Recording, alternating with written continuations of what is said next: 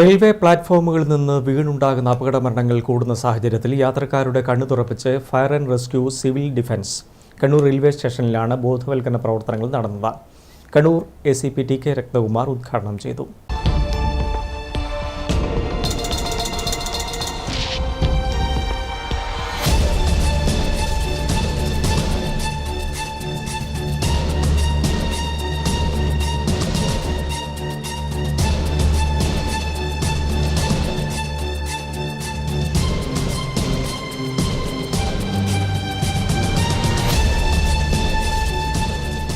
Railway പ്ലാറ്റ്ഫോമുകളിൽ സദാസമയവും സുരക്ഷാ ഉദ്യോഗസ്ഥരുടെ കൈകൾ നിങ്ങളുടെ രക്ഷയ്ക്കെത്തണമെന്നില്ല. ഒരു നിമിഷത്തെ അശ്രദ്ധയിൽ ജീവൻ പൊലിഞ്ഞുപോയ സന്ദർഭങ്ങൾ നിരവധിയുണ്ട്. കണ്ണൂർ റെയിൽവേ സ്റ്റേഷനിൽ അടക്കം അത്തരം നിരവധി സംഭവങ്ങളാണ് ഉണ്ടായിട്ടുള്ളത്. ഈ സാഹചര്യത്തിലാണ് ബോധവൽക്കരണവുമായി Kerala fire and rescue civil defence Kannur യൂണിറ്റിന്റെ നേതൃത്വത്തിലുള്ള വാളണ്ടിയർമാർ രംഗത്തു വന്നത്. ഫയർഫോഴ്സ്, RPF, റെയിൽവേ ആരോഗ്യ വിഭാഗം, റെയിൽവേ പോലീസ് എന്നിവരും സഹകരണവുമായി ഒപ്പം ചേർന്നു. കണ്ണൂർ ACP TK രത്നകുമാർ ഉദ്ഘാടനം ചെയ്തു. ഓടിക്കൊണ്ടിരിക്കുന്ന ട്രെയിനിൽ ചാടിക്കയറുക, ട്രെയിൻ നിൽക്കുന്നതിന് മുമ്പ് ഇറങ്ങുക എന്നിവയെല്ലാം വലിയ അപകടങ്ങൾക്കിടയാക്കുമെന്ന് ACP പറഞ്ഞു.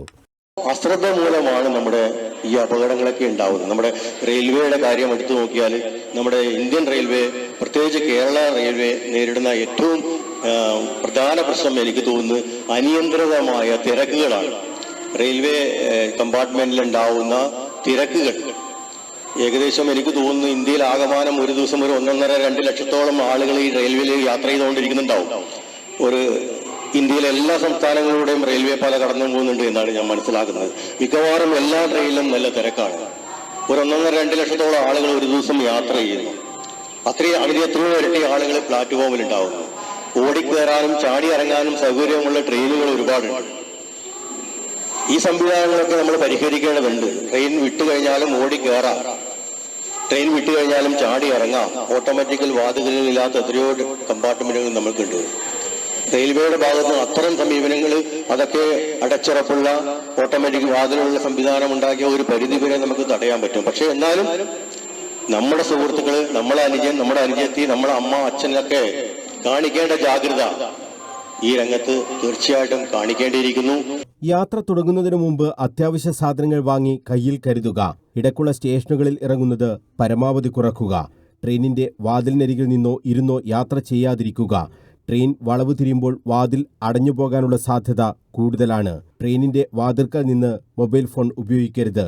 അശ്രദ്ധമായി ഫോൺ വിളിച്ച് തല പുറത്തേക്കിടുന്നതുമൂലം ട്രാക്കിന്റെ അരികിലുള്ള പോസ്റ്റിൽ തല ഇടിക്കാനുള്ള സാധ്യതയുണ്ട്. ഇത്തരം കാര്യങ്ങളൊക്കെയാണ് സിവിൽ ഡിഫൻസ് പ്രവർത്തകർ യാത്രക്കാരെ അറിയിച്ചത്.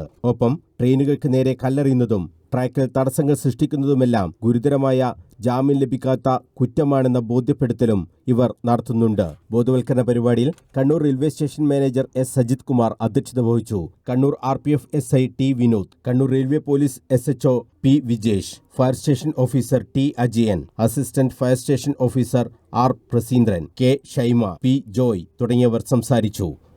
News bureau, Kannur.